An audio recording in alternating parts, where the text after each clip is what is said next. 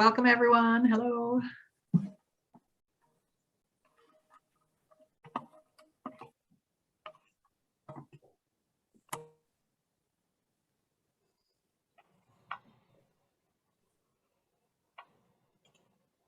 Greetings. Hello. Nice to see everyone. Welcome to a MACC Zoom day.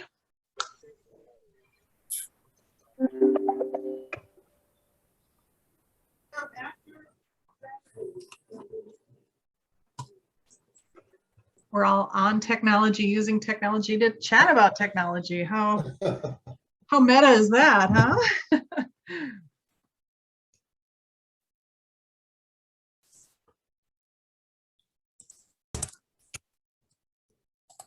We're going to get started in a minute. So everyone, I appreciate everyone being on time and here today.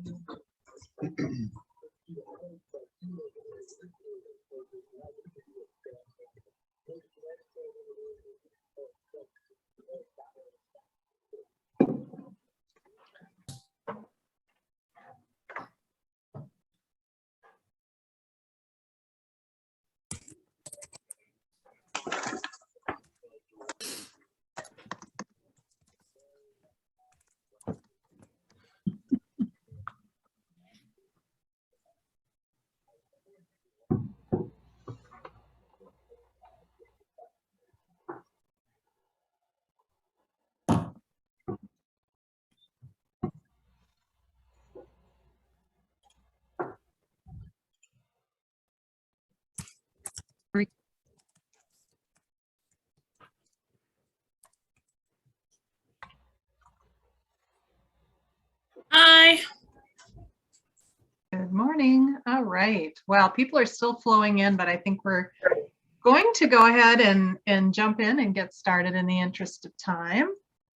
And I'm going to keep admitting people as they arrive. Hi, everyone. I'm Laurel Hansen. I'm MACC's program manager, and welcome and thank you for joining us today. This is MACC Zooms in on pandemic tech ingenuity, and this convening continues our series of Zoom sessions where we bring members together during what has been challenging times. And we listen to our members and convene them around the issues that matter most to them. While each of our members has a distinct voice in the community, the MACC network is united by a belief that we have a greater impact when we partner and connect. So on behalf of your network, MACC, thank you for being here. Great to see so many people. This must be a fascinating topic. All right, I'm going to go ahead and share my screen.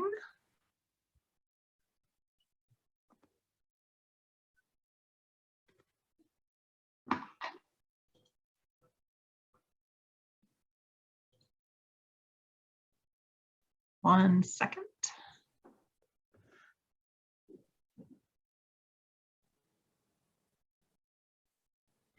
We still have people arriving. That's great.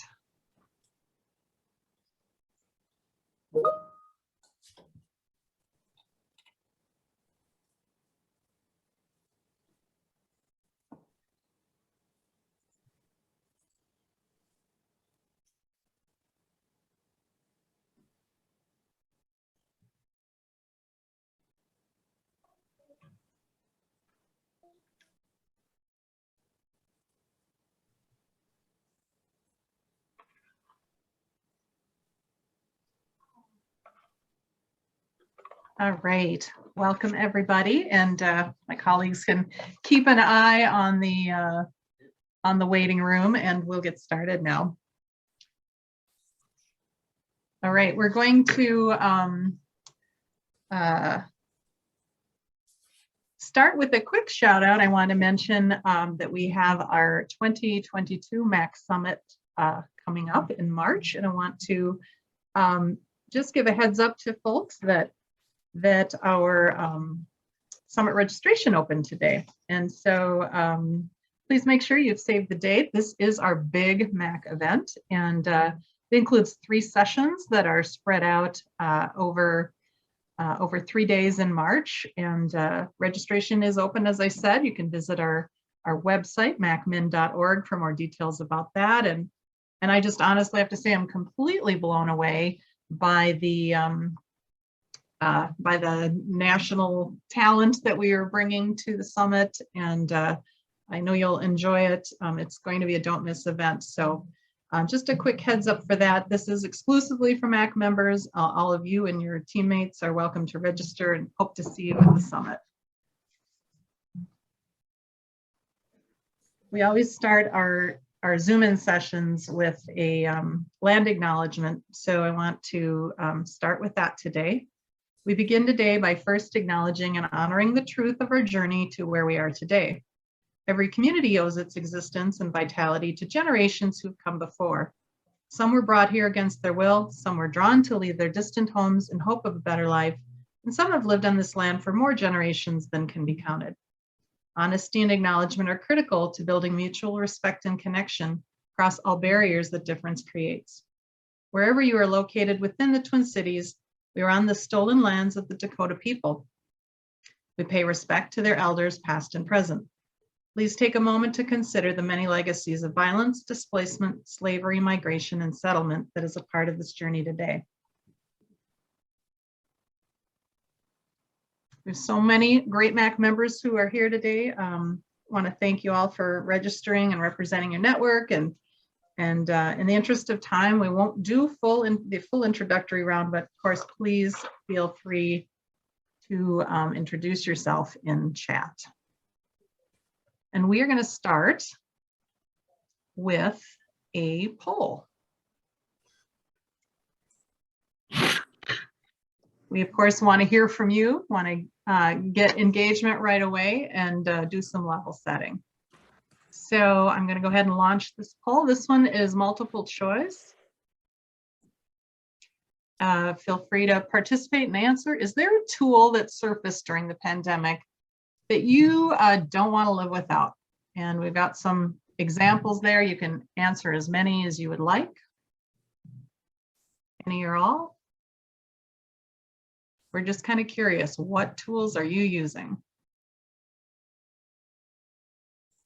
I'm going to give you a little time there to respond.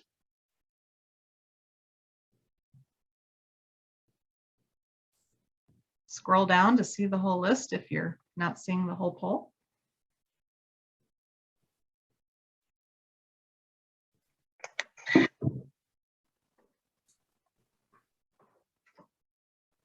Interesting to see how people are responding. Obviously, we got the big favorites. I'll go ahead and hit end poll, and you can see how people responded. And there you can see the results. A lot of people on Teams and Zoom, but other people using other tools as well.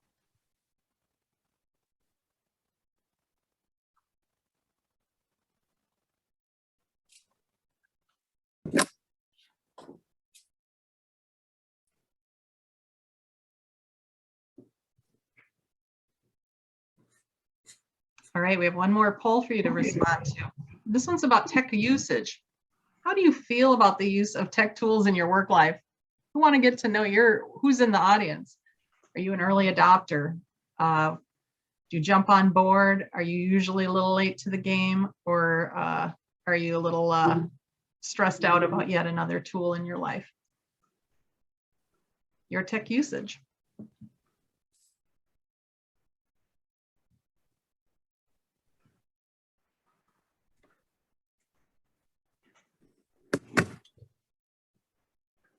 All right, so what do you think? A pretty even split, right? 33% across the board, wow. But nobody's totally opposed to another new tool. So that's interesting and probably pretty telling as to why you're here today. So thanks for responding to that poll. It's very interesting to see how people are falling into that those categories. All right, so we're jumping in now. Today is a interactive conversation-based session. So please plan on being active in chat and feel free to unmute yourself and talk anytime you feel like it. Today is, as I said, a fun and informal gathering. Now I'd like to introduce our special guest. We have a few guests today, but I want to start with introducing David because he's one of the great MACC sponsors who makes these Zooms possible for us. And so we're glad to be joined by David. He's a friend of ours from Ecovia. He's their head of community engagement, and he joins us from the West Coast, Washington State today. If you use ClientTrack, Ecovia's data management solution, then you know his company, Ecovia. David's also the vice president of the National Human Services Data Consortium. So he's very involved in how nonprofits and human services use technology. And when he's not geeking out on all things data and IT, he's spending time with his wife and his 4 cats, who I am hopeful might make an appearance today. So welcome, David. How you doing? There you are. I am. Yes, thank you. And it's a real honor to be here. I do hope Opal is our youngest, and she does tend to want to be involved, especially in anything Zoom related. So we'll see. She may make that appearance. And it really is an honor to be here today. This is Ecovia has a lot of clients, and what MACC really stands out to me when I'm relatively new to Ecovia. Before I joined Ecovia, I was an homeless management information systems administrator, so an HMIS admin in Spokane, Washington. So for the Spokane County, and I did that for 12 years. So I have a real passion for trying, I always say trying to solve social problems, but in particular using technology to help move towards solutions. And Ecovia is a great company to do that. I mean, we really seek to solve problems and serve vulnerable populations. But MACC really does stand out. I mean, what's been created here, this consortium of participating, collaborating organizations, is truly unique, and especially for its size. And I love what's been accomplished. I love that we're able through Ecovia to be a part of that. So I hope to see more of you. I want to participate in more events.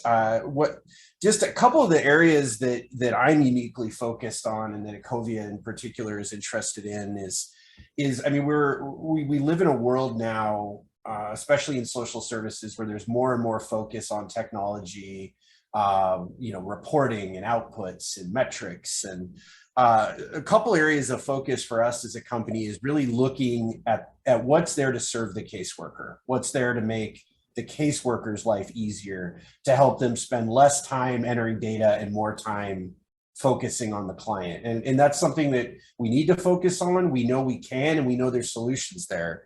So that's a particular passion of mine. And so with that, I want to hear from you. So I'm not gonna give a long-winded speech, but it's a great honor to be here, and thank you for all the work you're doing. It's inspirational. Thank you. Awesome, David. We're glad that you're here too, and thank you again for supporting MACC members and our opportunities to convene on Zoom. We really appreciate it. So yeah, let's get into tech talk, why we're all here today and what we want to engage around. We know that COVID has created an environment of fast-paced tech adaptability. We've all been there, and we're still there. And we just want to talk about how can we continue to do what we want and how we want, and in this different hybrid environment that we've experienced. So clearly, I'm no tech expert, but I suspect some of you are, and others of you are like I am as well. So we've got a few folks on deck, and again, we want this to be a conversation. So we're going to pose some questions in chat, and we want to hear from you as well along the way. But we posed this opportunity to come together as tech tools and tech tips, and so we're just going to start jumping in there. And when there's something that you think is interesting and you want to talk more about, do let us know. So the hybrid thing is a big deal, although we keep going sort of back and forth between in person and not in person, but there are tools out there that have started to make this easier, lots of different tools. We thought it would be a great thing to start out by maybe taking a look at one. And I've asked Pete Zacher, who is the VP of MACC Infrastructure and Technology, asked him to join us today because he seems to know a lot about these tech tools, and he's going to share some tech tips as well. But I thought first he could expose us to a tool that he started to use and he's lent out to different MACC members as well. Maybe some of you have used it. And I don't know a lot about it. I haven't used it yet, but welcome, Pete. Why don't you jump on and tell us a little bit about the tech tool that you wanted to show today? That would be great. Hi, Pete. You out there? Right on. Sure thing. Pete's coming to us live from the MACC office in downtown Minneapolis. I am indeed. And there's sewage being sucked just on the other side of this wall here. So if it gets extremely loud, yeah, it's that. So one of the challenges, right, of the new challenges that organizations have kind of run into in the last couple of years, especially, is the hybrid workforce, right? How do you conduct a meeting where you've got half of your team in a conference room and half the team is elsewhere, either at another of your facilities or remote? So, the old way is kind of doing what we're doing, and everyone sits at a conference table and has their own copy, their own, Zoom session open, and you know what happens next, right? You get the echoing and the crosstalk, and hey, everybody except this person mute, and then you're trying to huddle around closer to get the experience good for the remote folks so that everyone can be seen and be heard. Well, there's a company called Owl Labs, owl as in the bird, that invented a cool little a device called the Meeting Owl, and I wanted to introduce you guys to it a little bit. We've procured one ourselves. We did a little bit of investigation about it and bought one pre-pandemic. Actually, we were holding meetings with the Owl before the pandemic even hit. But got a quick little presentation to kind of help people familiarize with it a little bit. So I kind of jotted down some of the basics of the old Meeting Owl here. I highlight first that it has creepy owl eyes that stare at you during the meetings. It definitely does. They turn on and the thing hoots when you actually activate when you actually plug it in.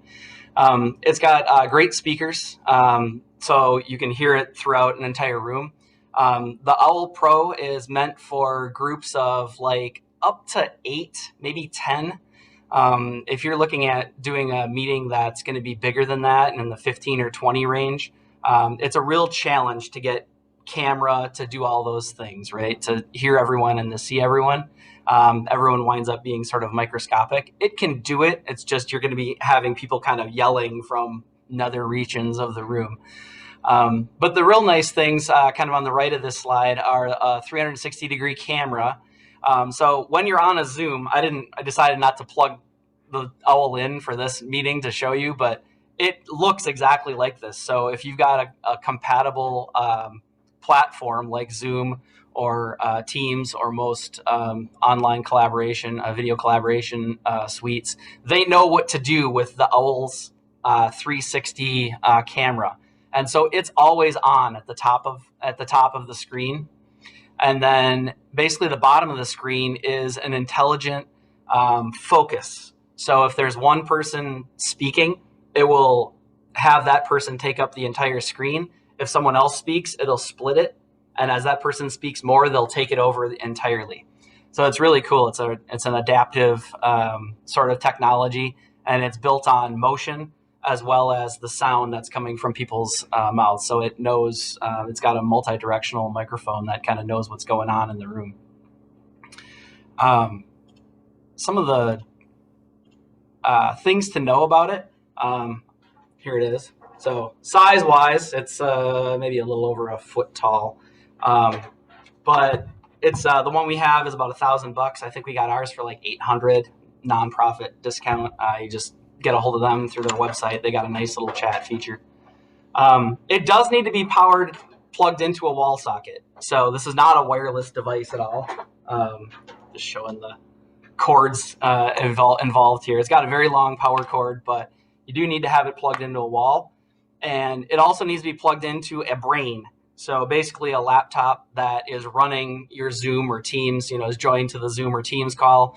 You plug this USB into the Owl, and basically it takes over your session, the camera and the microphone and the speakers of that one person's laptop. So really, you do need a laptop in the room, but you only need one laptop in the room. You don't need 8 for every single person that's trying to participate in the call.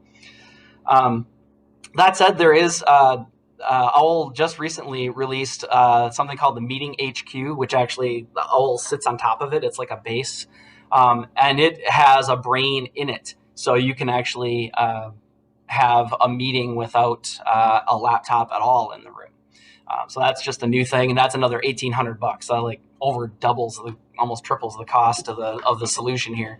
But that allows you. It's got an actual touch screen interface and allows you to join a Zoom call or a Teams call. I will say just to give a little review about like the usage of the Meeting Owl. It does require a little bit of work to set up. You have to join it to your Wi-Fi. You should probably do occasional updates, like software updates and things like that. There's a Meeting Owl app on Android and iPhone, so you can like just connect to it with your phone and push updates and setting changes and things like that. There are some preferences that you can specify about how it sees people in the room and how long it dwells on like a speaker, that kind of thing. Owl also has a whiteboard available too. So it's like an extra little module. So if you want a whiteboard to be seen in the room, another $600, and you can get one of those and tack it on. So yeah, I don't know if there's any questions. I can take those now. Otherwise, we can wait till the end. You're addressing, well, the public policy manager, or soon to be thereof, but also I'm like still going to be juggling my current roles for a couple months because I am indispensable. So I had 2 titles before, and so now I guess as of staff are getting told tomorrow, and the world is getting told like midweek next week. I think you might need to be muted. So what had happened? Excuse me. Somebody got to find out who needs to be on there. Got it. Oh, thank you. All right, there's some interesting chat in comments about Owl in our chat, and we have members who are using Owl. Tubman says they have multiple Owls. Nice. And so clearly they're into Owls. They have Prisms using them. Katie at MACC thinks it's way better than passing around a laptop. Yeah, a couple of comments about it. So nonprofit pricing is a nice option. And are there other things similar to Owl that people can use for the same purpose? There are. So one of our other organizations wanted something more like mounted on a wall where people could huddle around it. And we got them a solution, Polycom, now just known as Poly, makes something called a Studio. There's a few different versions of it, but it's got like basically a sound bar, kind of like you see in like a home theater setup. It's about 3.5 foot long sound bar that's got kind of that 300, well, it's a 180 degree camera in that case. That works really cool too. It has the same sort of like focus on the speaker and moves around the room as it detects sound. That was, I think, around $3,500. Cool. But that does also have a brain, so you do not need a laptop. So if you're comparing like the Owl with the brain price, the Poly is really close. Yeah, thanks, Pete. And we're lucky because we have Pete on staff at MACC. So if folks need to, pick somebody's brain about some of these ideas, Pete's available and accessible. I also want to give a shout out and introduce a MACC member who's on, because we talked so much about the adaptability and requirements. during COVID. And Carrie Repke from Ham, are you on today? I am. You want to unmute yourself? Hey, nice to see you. Thanks for joining us. I asked Carrie to jump on and chat with us a little bit. Carrie's the director of operations at Ham Clinic, and they're a nonprofit MACC member. So thanks for coming on and just chatting with us a little bit. I thought it'd be an interesting opportunity to hear from somebody about how you've been able to adapt and adjust your using technology during the pandemic and what that's been like for you at Ham. Welcome. Sure. So we are a smaller nonprofit, and I'll say that I've been here 8 years, and during that time, about once a year, we'd have serious discussions of someone we should, bring on telehealth. We should give that as an opportunity, to bring that into our model every once in a while, and it would be quickly shut down because our model of care is very relational, very that type of psychodynamic. Face-to-face was just so important, and so it was dismissed pretty quickly. And add to that, we have, I think, compared to any place I've ever worked, probably the lowest level of comfort with anything tech with all of our employees that I've ever been. So we always dismissed it pretty quickly. One, because people thought, I want to be relational, and two, I didn't really push it because I thought, oh, what a nightmare to try to get staff to be able to do this. And so as COVID was coming on, that February, March, and we're having the first discussions of, gosh, should we actually buy some masks to have here or more hand sanitizer?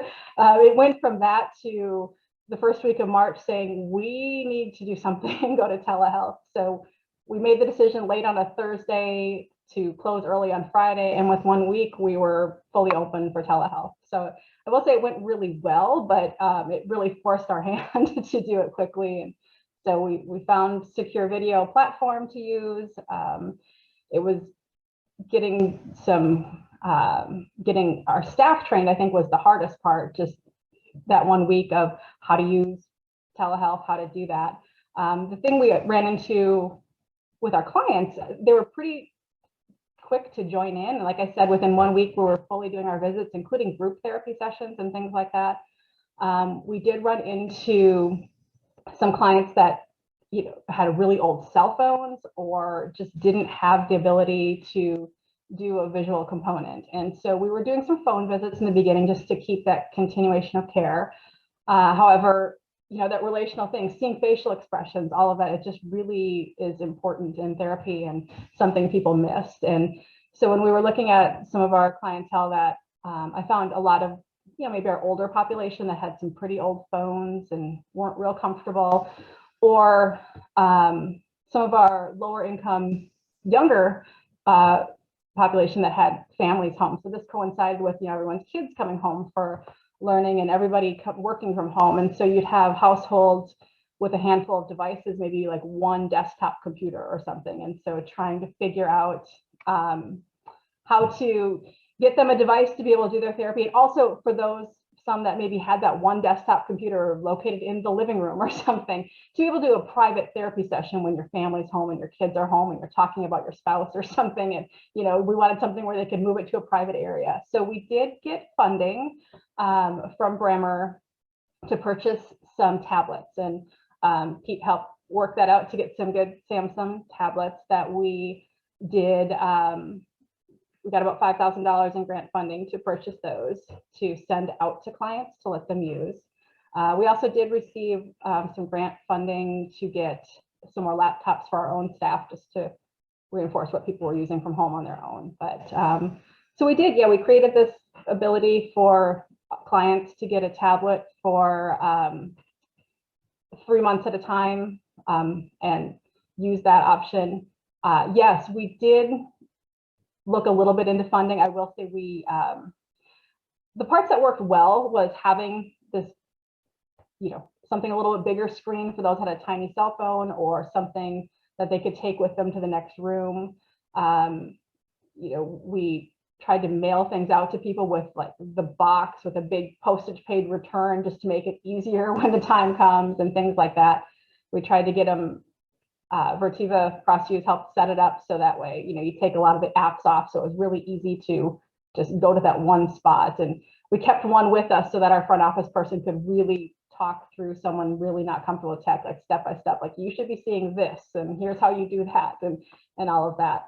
But the downside of it is we kept running into some people that didn't have reliable Wi-Fi or internet service, and how do we do that? And I know, we tried researching some different programs like I think PCs for People and just different things. It was harder for us to, because we wanted to purchase it for them and pay for it. There's a lot of programs where we could direct them to go, and they themselves, based on their income, could get services. And so we would end up doing that. That's the one area we didn't explore fully. We kept hitting roadblocks on that. So I would say that was our downside for those that really struggled with consistent internet service. So Has any so you got tablets and you provide them to your clients. Was that it? How is that process? They keep them, send them back? Like, how does that all? So we tell them that they, basically they can use them for 3 months. However, at that time, we can kind of renew it with them. We weren't sure how we were going to land with running out of them or needing to purchase more. So we just left it up to our therapists to discuss with their clients if they had the need of it or wanted one. If they did, we would ship it off to them with, instructions with, something that says, I promise to return it and not do these illegal things with it and all of that. I will say that our expectation going in is we knew we probably won't see some of these back, but spending a few $100s on it and sending it out. But what have you learned? Has that been, what have you learned then? Has that been the case? Yeah, we've actually not lost any yet. We've had some people that have, after 3 or 6 months of care, gotten other, the more devices themselves and haven't needed it anymore, or maybe stopped therapy, and we've managed to get those sent back to us. It does help to, like I said, have a postage paid sticker for UPS that just says, and highlight it real big, like save this in the box. So it's worked well. Most of them that have had it have been using them now. I mean, we've had very few that stopped after 3 months. We've had people that have had it for over a year and are still using them. So it's worked really well, I would say. Yeah. Do you see it as something that, regardless of the pandemic future, you will continue to consider? Absolutely. I mean, because for us, we did a survey with our clients, and 56% want to continue with some form of telehealth, even when right now we're still fully remote, but they want to continue with some form of telehealth once we come back. And for some, that's just every once in a while. But if we can have one visit a month or something that we get reimbursed $125 for, that happens because someone has a tablet or has that ability when their kid's home sick from school, or when some of the medical transportation isn't always reliable with some of those. So just having that one kept visit really can kind of pay for itself with a lot of this. So it's financially, besides the fact that they get the continuation of care, which is of course the most important thing, financially it seems to not be a problem to put some money into. Although I would like to look more into what we could do. And I know I did a little bit of research on just getting the cell phone or even just a tablet with a built-in Wi-Fi that we could provide for them to help in the situations where someone really has zero internet service at all. So yeah. An area did you said you went into like grants and of course you had to secure the actual hardware, the tablets, and was that like did it take a long time to turn that over? No, not at all. Thanks a little bit to Pete and MACC for that. With grant funding, we quickly in the beginning wrote a few grants for it, and the Bremer one that came through happened really quickly, and we had our money very, very quickly, and actually so quickly we hadn't fully thought through the launching of it. So I know I was quick emails like, hey, can you help me find something in this price range that has a really good case, and get all that done. And it happened really quickly, where we were able to get the tablets. They sent them directly to our IT vendor, CrossFuse, like I said, that kind of set them up for us and sent them to us. And so, myself and our front office person was doing a lot of packaging and walking off to UPS the first few weeks of it, but it was pretty seamless and for the most part. Cool. Yeah. And Pete has dropped a few notes in chat about what that took to secure those as well. Yeah. thank you so much, Carrie, for sharing your story at Ham Clinic and how you use technology to adapt and serve your clients and your participants. And we'll keep an eye on chat if anyone else has any other questions for Carrie, or if you're considering needing to do something like that. I'm sure she'd be happy to chat with you offline too about her experience and how they tackled it at Ham Clinic. So Absolutely. thanks, Carrie. Good to see you. Just want to keep hearing from people and their technology tips and tools and questions and comments. So keep the chat rolling, and maybe I can do a little shout out. I see my colleague Alicia's on. Alicia, what have you become reliant on during the pandemic? What are your tech faves, or what's rad and bad in your life? I would say that Zoom has been an indispensable tool. Zoom and Teams, breakout rooms. It's like one of the best things. If you've ever been to a data network meeting pre-pandemic, we like the small group chats, and we would often, have breakouts within the same room, and this enabled us to just naturally do it. So that was huge. I would say one of my, but I assume everybody here is feeling fairly like fluent in Zoom these days. So my other favorite piece of software technology that I've used is that in that part of that like sort of in-group experience is using a whiteboard, and also I do participatory evaluations sort of as a tool to learn and hear back from folks. So it's like that passing around of sticky notes and sticky note exercises. And so I've found both Jamboard and also my other favorite, which is Lucidchart, to be two sort of indispensable tools. Maybe if anybody doesn't use Jamboard, I don't know if there's like a quick show of hands, but I think that that's a valuable tool that I can show. But if everybody feels pretty good about Jamboard, I was going to go over to Lucidchart because I think that that's actually probably the less popular one out of those two. I haven't heard of Lucidchart before. Are you saying you want to show it? Yeah, I've got it up over here. I was thinking I would show it off if people I have actually an agenda here. I would love for more members to sign up for Lucidchart, because then I can start using it more often in my meetings, and I'll tell you why it's so cool. And so I'll if I can, I don't know if I can share my screen here. It doesn't look like I have sharing access. Oh yeah, I do. I got it. Let's see if it'll. So Lucidchart is got two special properties. One of them, classic Lucidchart, is a little bit like Visio, and so it's my process mapping. Everybody who works with me knows I love process, and I love to work with our members in thinking about their process, especially when it comes to data.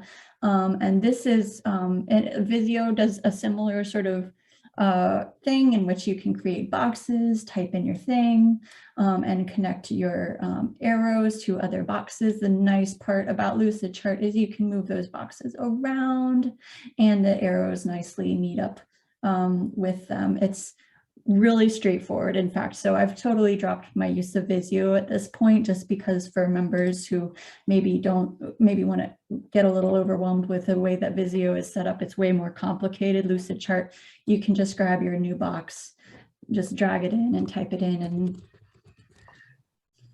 connect it into your process. You can also, as you can see, I can screenshot and copy paste images right in there, and you can zoom in all the way. So this is just me like sort of demonstrating another techie thing, which is our mobilized to client track workflow.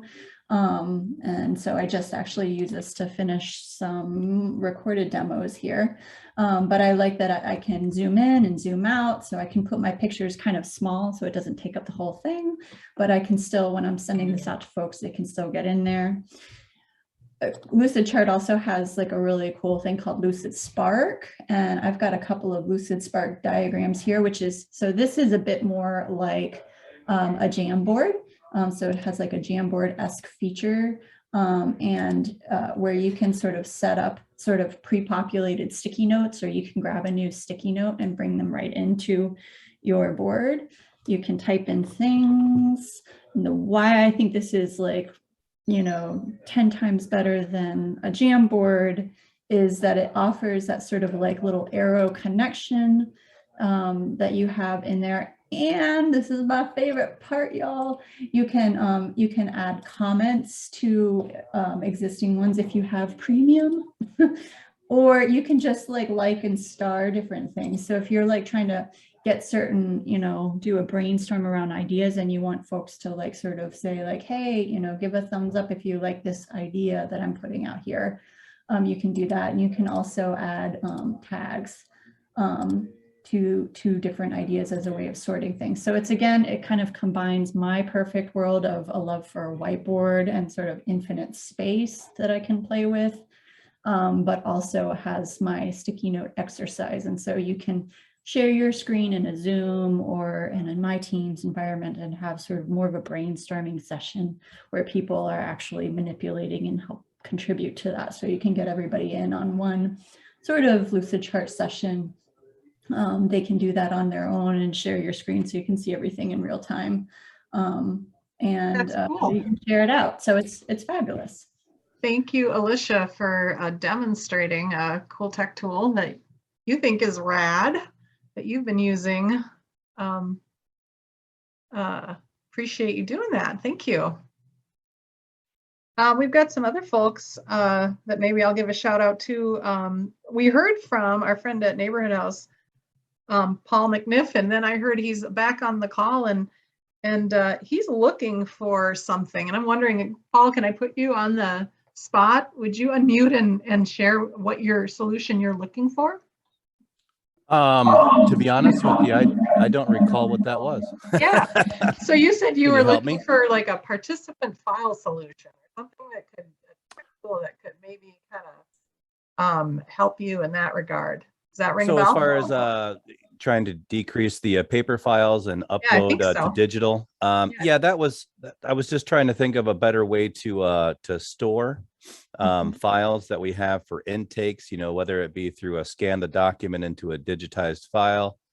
Certainly we can do that at a multifunctional printer, but just trying to find a way to decrease the paper load and then not overwhelm a server or storage space with that. And so I would think that cloud storage is probably a key attribute for that. And I was thinking potentially OneDrive through Microsoft might be our solution, but I hadn't really fully dove into it. Yeah. Is that the direction in which you were thinking, or no? Yeah, thanks. I just wanted to use this space as an opportunity for people to even shout out some of the things they're looking for. So thanks for letting me put you on the spot, and we're going to let your question hang out there and let people respond. Hey, how you doing? Yep, sorry, I figured if I was talking, I might as well show up. Yeah, good to see you. So there you've heard Paul's question and consider it. And if you have any ideas for Paul, go ahead and chat it out to Paul. And now I want to toggle back to Pete, because Pete has come today with a few more tips and tricks, I think, software and hardware and phones or whatever's on your mind today, Pete, the IT guy. You want to share a few more tips with the audience today? Yeah, I've always got something going here. Yeah, let me share the rest of my presentation here. So one of the things we were thinking about was, do all of our staff know what's available? So should back up. MACC's about 40 staff, and we have exactly 2 people in the building right now. So almost entirely remote. So we were thinking about, does everyone know what's available, right? So when you're walking around, when everyone's in the office, everybody sees everybody's setup, right? They know what the docking station does. They know hey, you can have 2 monitors with a laptop. You can have, all of the sort of possibilities of hardware and even sometimes software. They, catch news of it from their teams and stuff. And I just wanted to show an example of, that's actually part of a slideshow that I did at one of our all staff meetings recently. Just to kind of remind people of what's out there, because we take for granted what we know and we assume that everybody else knows what's available or what's possible. But then you get someone that stops you in your tracks and, you say, hey, would you like a laptop or a desktop? And they say, well, I really want a desktop because I like having a monitor. It's like, it's not, you're limiting yourself here. So just a quick glance at a little presentation that I did for our all staff. So I kind of did this little layout of, and I put prices on it. I didn't put prices on it for our presentation to our staff, but just as an example of how relatively inexpensive the things are, right? So if something like a docking station can make you more efficient by not having to plug and unplug things, and it's kind of a universal adapter for things, $250 is not all that much to spend. Same with, a couple of displays, $125 a piece. If that makes you even slightly more efficient over the course of a year, it'll easily pay for itself, right? In time and efficiency. And we even find that some people don't like the built-in cameras on laptops, so we wind up getting external cameras that kind of perch on top of the monitor up there.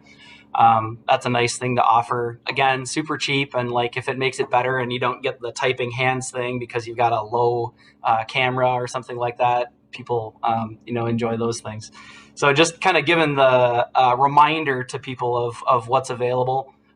Not everybody knows what the heck you're talking about when you say a docking station. So I did a little rendering of what a docking station looks like. And in this case, it's a dual monitor docking station with some USB ports, and it's got USB-C compatibility. So this is really universal, as opposed to like in the old generation of laptops. They used to be very proprietary. You had to buy the HP, super expensive HP, docking station to go with an HP laptop, or a Dell docking station to go with a Dell laptop.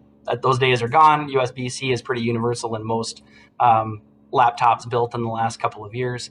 So it's a nice feature, and again, kind of reminding people of what's possible. I also mentioned the fact that if you don't like your laptop lid open, you can close it, and it can be programmed so that you can still have your screens up. So the default behavior of Windows is that Windows shuts down when you close your lid, but it doesn't have to be that way. So again, just a reminder to people. And also we offer to all of our staff the ability to get Adobe Acrobat Pro and TechSmith Snagit.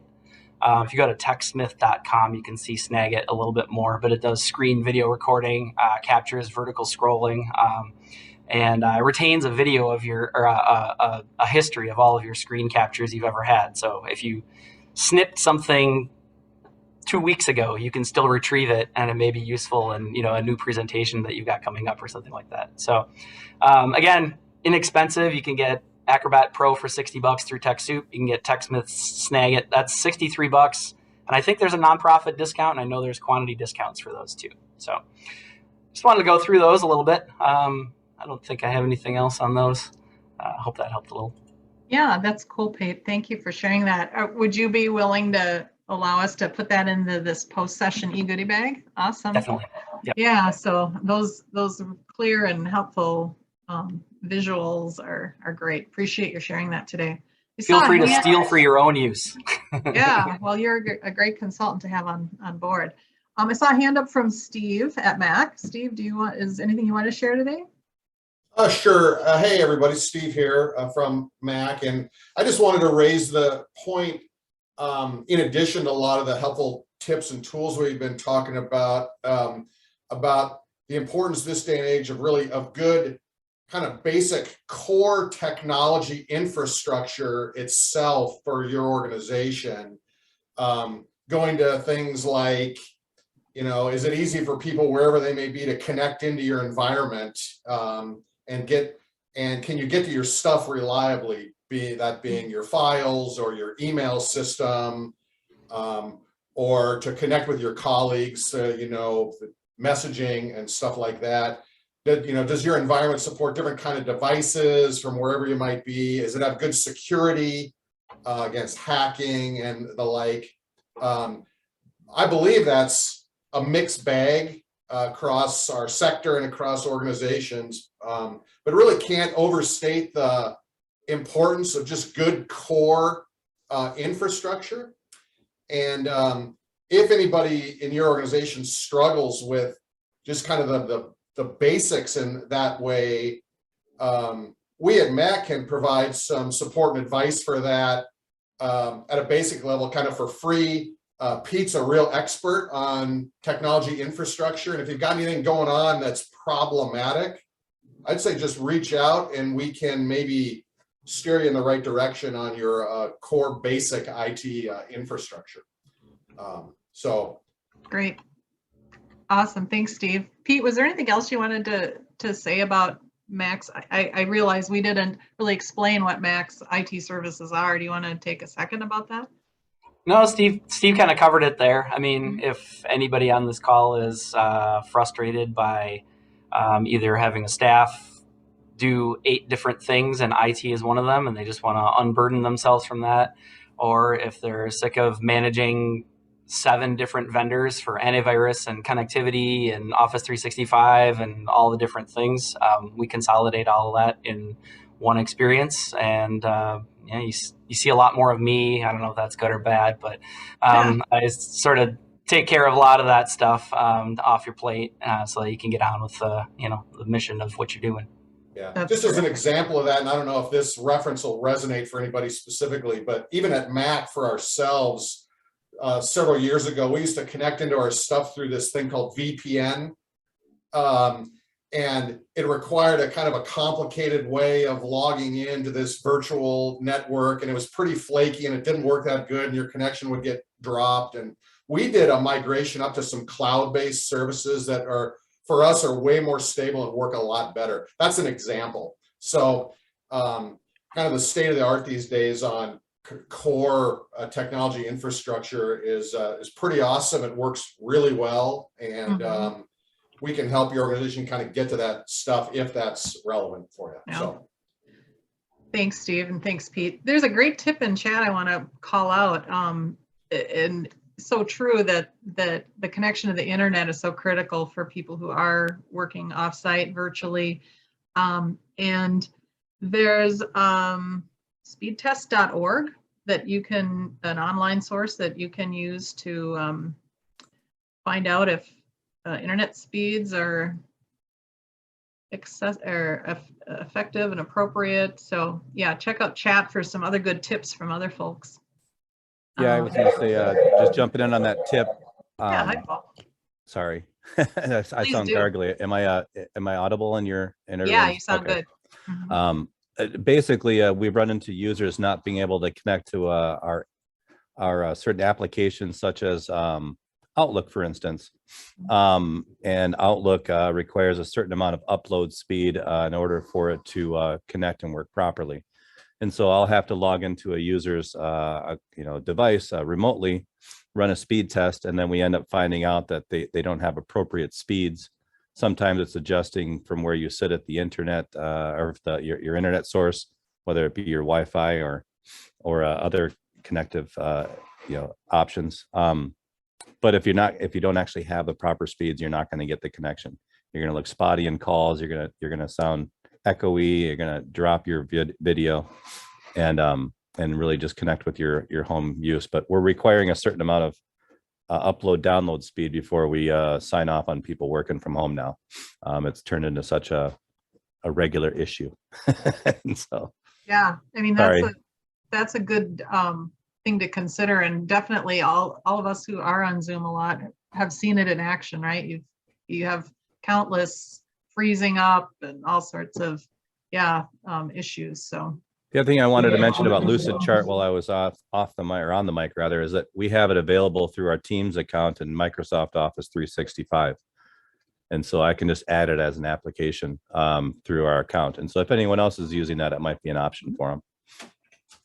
awesome. Appreciate your pointing that out. We have a few minutes left today to keep talking, and I want to, open the floor and open the mic. I know one of my colleagues, Quinn, has been using, he's been using technology in different ways for his job. Quinn, do you want to share anything on your end? Yeah, hi there, everyone. I'm Quinn, and I work in human resources here at MACC. And actually, within the past year, we have launched DocuSign for a lot of our paperwork completion when it comes to benefits. So in the past, the benefits team here has had quite a few challenges, especially after the pandemic, when coordinating completion of benefits paperwork, especially in an electronic format. So whether we have new hires coming on board or people making changes to their benefits, or especially during open enrollment periods where we expect really high volumes of paperwork that need to be filled out, we faced a lot of challenges with that when it came to following up or helping some folks correct their forms, or even just having a mailbox set up for a specific purpose of helping us to facilitate the completion of our forms. While we previously had conducted our practices via email and just through Adobe, I think what we wanted to do was we wanted to find a way to streamline and even automate some of these practices that we were doing, especially in a digital format, as many of our members here did transition to remote working environments. So actually we had reached out to Pete to see if he had any suggestions. And this is actually when he recommended DocuSign as a potential solution to this. And to be honest with you, we haven't really looked back since. DocuSign was especially helpful for us in improving our own levels of efficiency on our team, but there are also just some features worth sharing with all of you, just to see if this might be helpful tech for you. So something I found really interesting about it is that if you have contracts or forms that require signatures from multiple parties, for example, DocuSign will allow you to actually coordinate that through their system. So if you need to assign a signing responsibility to, for example, one party, and then right after that, a VP needs to sign it, and then someone else needs to sign it right after that, DocuSign is actually really helpful with allowing you to do that by assigning a signing order. As well, I think something that takes up more time than I think a lot of us would like to admit is the process of following up with people when we don't get forms or contracts signed. And I know there can often be times where this is really, really frustrating sometimes. And I actually take quite a bit of time doing this myself, but DocuSign actually allows you to send out automatic reminders as well, so that you don't have to bring up an email, draft it, and send it to someone, especially if you're doing a lot of them at once. And as well, it doesn't send an automatic reminder if they already recognize that something's been sent in and completed, which is nice. Just one other thing I think I would love to talk about with that is that, sometimes things aren't filled out correctly on some forms. Have you ever had a person forget to put a vital piece of information on a form, or they forget to put their name on a form, they forget to put an initial here or there, or they forget to fill out an entire section of a form? I know that can be frustrating too, because we need to send those forms or contracts back and forth to get them filled out correctly. And I found that DocuSign is really helpful with relieving those types of issues. The technology both allows you to set required fields, which means that the form actually won't let someone submit it or finish it until they've completed all the fields that you have marked as required. And as well, there's also a conditional logic feature on it. And that essentially allows you to hide fields on the form or areas to fill out until a related field is filled out. And that prevents people from filling out too much of their form. In general, DocuSign has alleviated a lot of headaches on my part, especially administratively, just facilitating form intake as well as reaching out to people and following up. And it's a real time saver. So they do offer a demo of it if it's something you want to check out. I'm sure I could find a link and put it in the chat here before we end here. But from there, if you really like it, you can actually reach out to an account rep there, and they'll work with you to design a package that works for you. Thanks, Quinn. It sounds like it's been really helpful in your work, and we saw in chat that some members are using it as well. So that seems like a tool that's been really appreciated, especially during this time of a lot of virtual work. Appreciate your jumping in. And Alicia mentioned as well that Client Track is a good solution for, was it for the file saving, file capturing, Alicia? Is that what you're referring to? Yeah, I had pinged Paul too individually just so he knew, wanted to make sure he wasn't having any issues with that. But Client Track does offer the ability to upload files like intakes, things like that. And many of our members already have access to that functionality. So if you do have that question or issue and are using Client Track, definitely reach out to your consultant so we can help support you to get that moving. Yeah, thank you. David, any last words from you before we close today? Any favorites we haven't talked about? No, I think this is great. I even I picked up a few things I want to check out now as well. So I just really want to again thank everybody for attending today, and I'm looking forward to finding other ways to support this great group. Yeah, thank you. We've I mentioned the e-goodie bag. We're going to include some links and resources there, and Pete's visual presentation as well. And we've heard about a lot of different things today, and a long list. And sounds like some of you are interested in maybe continuing the tech conversation. So we'll consider how we can do that in the future. But just want to thank everyone for their participation, and special thanks to Carrie from Ham for jumping on, and to Pete from MACC, and David, of course, from Wachovia. Couldn't do it without you. And thanks to everyone today who attended and chatted and participated. Watch for that e-goodie bag. In your email inboxes, you will have that invitation to the MACC Summit. If you don't, let us know. We'll get it to you. Want to see you all there. Thanks again. This does conclude our session for today. We're out of time. So be well, and best wishes to everyone. Thank you so much. Bye-bye. See y'all.